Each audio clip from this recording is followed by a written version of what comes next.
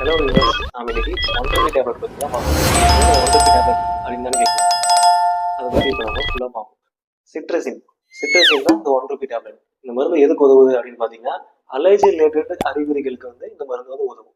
அதாவது குறிப்பிட்டு சொல்லணும்னா இச்சிங், அதாவது ஒரு அரிச்சல் ஏற்படுறது, அது மாதிரி.